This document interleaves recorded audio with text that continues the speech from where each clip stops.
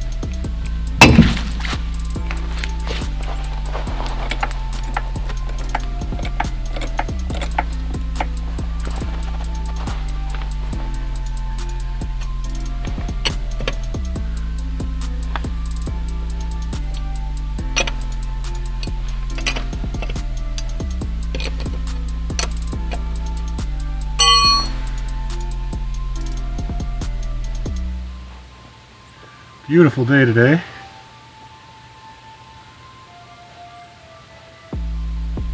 These wheels should be quite a bit lighter and better. Way better road feel.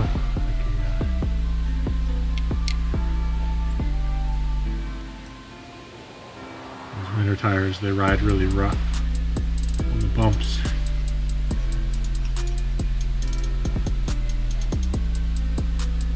Inspire confidence at high speed as much as my nice summer tires do.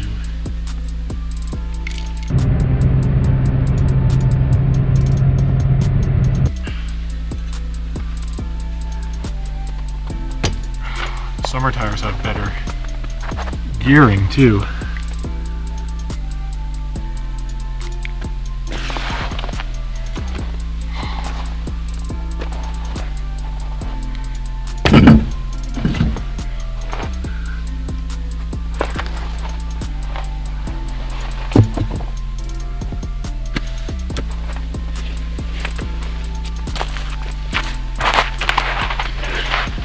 I got these aluminum wheels used cheap on eBay, 40 bucks each.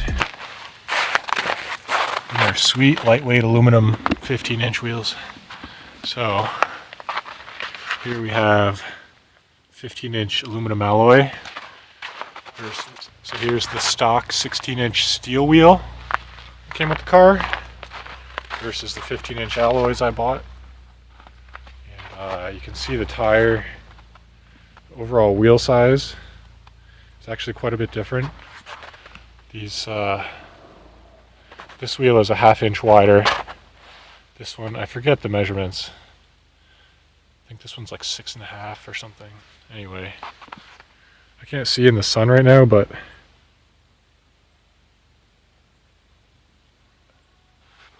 anyway. This whole tire and wheel combination is significantly lighter weight than this. Like, this is heavy, this is light, and you can really feel the difference driving. And these are some really high performance, high speed rated Exta LX Platinum. It's got a really nice, smooth, kind of like a racing slick, just with not a lot of cuts in it. Compared to this winter tire. And winter's not over yet, but it's starting to get warmer outside, and snow doesn't really bother me as much as the ice. Summer tires on snow isn't that bad, it's fine for me. Summer tires on ice, that really sucks. And I don't think we're gonna have much more ice this year, hopefully.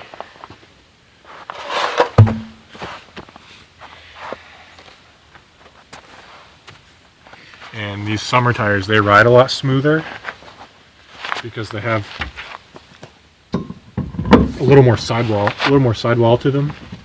Winter tires have a little less sidewall, and the roads got really bumpy this winter. Some roads got really heaved up by the frost heaves, and oh, it's torture driving over them with those winter tires. Really, they're a lot bumpier over the bumps. Also, these summer wheels make the car a little bit lower too, which is pretty nice. Pretty sweet. I admit the 16 inches do fill up the wheel wells better and look a little bit better filling up the wheel wells. And they're more flush with the car. But these make it lower and faster and drive way nicer. I was thinking about getting some other used aluminum Toyota wheels, because they're like, Toyota has factory aluminum alloys all the way up to like 17, 18 inches. I could get like ridiculous. I could literally fill my entire wheel well with a 17 or an 18 inch, like fairly inexpensively used off of eBay, some used Toyota stock wheels.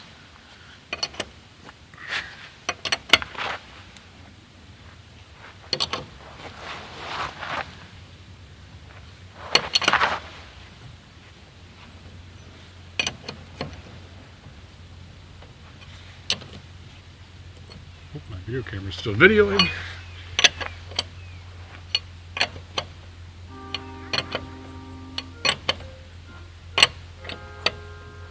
I need to get some center caps.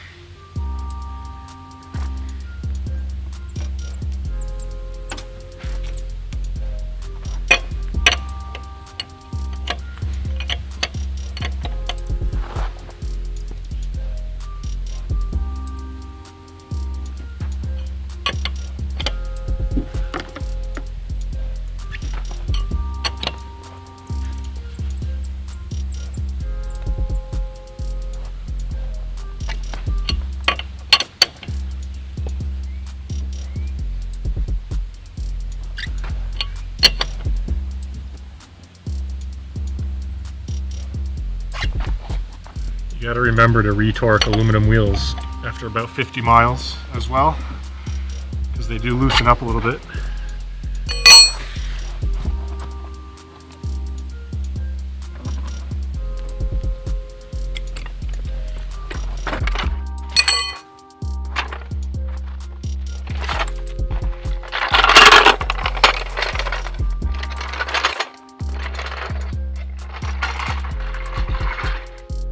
So if I remember correctly, these steel wheels are 22.5 pounds.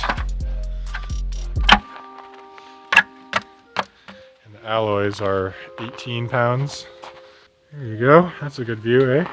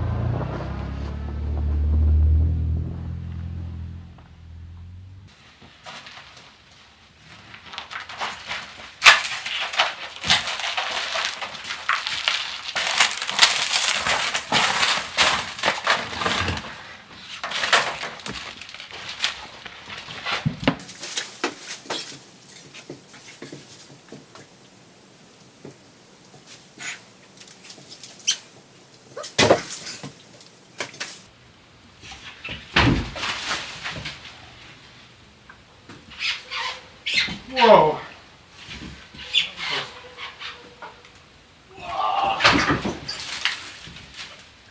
Alright, so I'll show you guys a couple things here. Here is the factory muffler from the Toyota Matrix.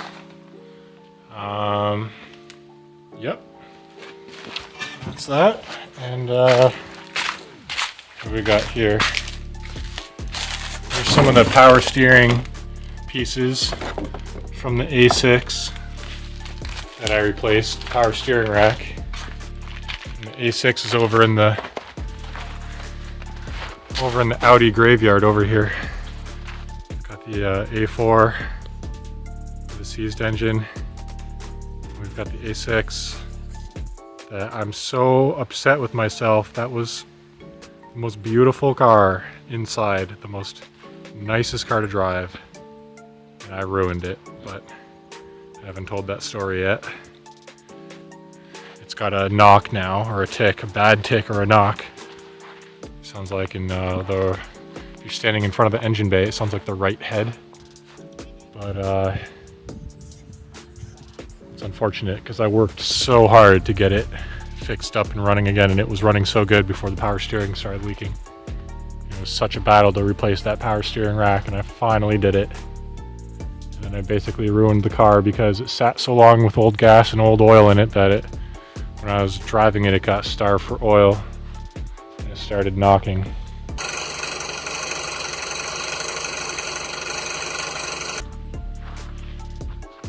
Really sucks. If I had just changed the oil and gas before I tried to drive it. I've never had that happen before, because even though the oil was old and sludged up, it had oil in it. It was full of oil.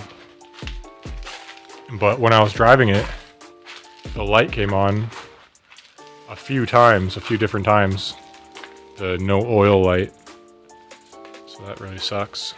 I'm really pissed about that. I really liked that car. And it was all-wheel drive. I would have had an all-wheel drive car for the winter. But anyway, we've got to clean up the garage so I can find the headers for the Matrix. So I found them. Why is this so zoomed in? They were in the old shed. I'm pretty excited, guys. I got these, I believe, for $50 off of eBay. Man, a long time ago, like 6 years ago or something now, when I used to have a Corolla. And it just so happens that this car has the same engine as the Corolla I had.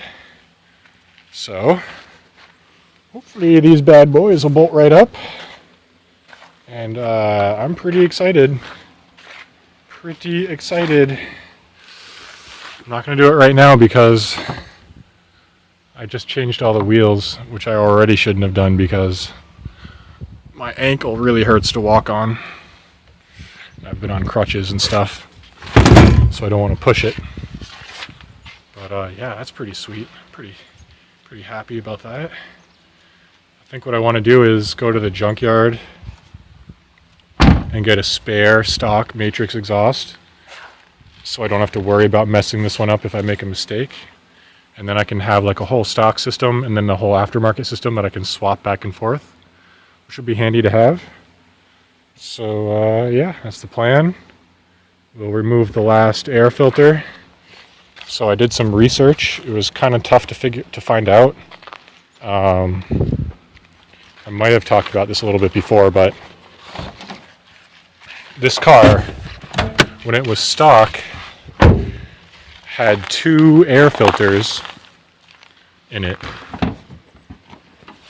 I'll show you. So, oh yeah, also I've got my air box unclipped right here, so you can get air in that way, and I can really feel the difference above like 3,000 RPM. It really wakes it up in the higher RPMs, because where the air wants to go, if you clip it in, is down into this little tube that goes all the way down, around, and then comes back up over here, and it's like a 1-inch wide tube. It's a little bit ridiculous. Like, I mean, seriously, like, it's like the size of my thumb. So, that's pretty restrictive. But anyway, so under here, there was a normal, like, paper air filter down in here, and I took that out because it has a second filter up here, and if you look closely, it's riveted in with plastic rivets, so it's not removable unless you drilled it out. And if you take off this pipe here and look into this hole, you can see that the filter actually comes up pretty far. It's almost like 3 or 4 inches thick in some places, and it must be extremely restrictive. So I want to drill that. So once I get the headers put on back here and the cat removed, and then this drilled out and removed, the whole system will be totally unrestricted then, and it should go really nice at that point. So I'm pretty excited about that. But anyway, what I found out, the reason this has this big second filter up here, this is a carbon filter. This is what I read. It's for emissions. It's for carbon, it's like activated charcoal or whatever filter for gas fumes, because the PCV system here that recirculates the crankcase is connected to the intake here, and apparently, I mean, this seems kind of crazy to me, but what I read is that the entire purpose of this is so that after you shut your engine off, the little bit of crankcase vapors that are left in there that aren't going to be sucked into the engine anymore because it's off now are going to start evaporating up through the intake, and this filter is so that those gas and oil fumes don't evaporate into the atmosphere after you shut your engine off. Now, to me, that's like a huge restriction for like the smallest amount of like emissions pollution. You know, that's like not how much gas and oil evaporates out of your engine through the intake after you shut your engine off. Not much, like probably almost nothing. Like, that's pretty ridiculous. And to have like a 4-inch thick filter, like heavily restrictive, just so that you get like this tiny little bit of emissions cleaned. It seems like a really bad ratio to me. So anyway, that's the plans. And check the oil because, okay, we're good. Because I lost the washer for the oil pan bolt. If you guys saw the oil change video, I lost the washer, fell out into the pan, and I fished it out with my fingers, and then I lost it again. So now there's no washer. But yeah, so that's the plans, and I'll see you guys next time. Actually, I do have another plan, because part of the reason my ankle's been hurting to walk on is because, well, it was injured in the past, but this clutch aggravates it, because it's like, for some reason, it's a really heavy clutch, and it's really small. It's like a pressure point. It really digs into your foot. So I was thinking about welding a bigger plate on there, or figuring out a way to extend it and get more leverage or something to keep my foot from, like, honestly, I can't walk on my ankle right now because, and I knew this was going to happen when I bought the car. The first time I drove it, I was like, oh man, that hurts my rolled ankle to use this clutch. But it only hurt it a little bit, and I was like, oh, it'll be all right for now. But, you know, at some point I realized it was going to catch up with me, and it's been over a year, and it's finally gotten to the point where it's actually very painful to use the clutch with my left foot. I've been driving with my right foot for like a week and a half now, and it's not fun. So maybe next weekend, see if we can get this rubber thing off, and I think we can just extend it to get more leverage, and if worse comes to worse, we can just hammer down the body right here, the sheet metal, because if you make this too long, it'll run into the floor before you can throw it enough. So I think just a little bit massaging with a hammer, possibly sledgehammer, and maybe weld on to extend it longer and to also make it larger, because it's so small it just digs into your foot. And it's such a heavy throw for a naturally aspirated 4-cylinder. It's like, I don't know why, it's one of the heaviest clutches I've used, honestly. So anyway, see you guys next time. So I just drove about 20 miles, and we're just going to check the lug nuts before we jump on the highway here, because they always loosen up.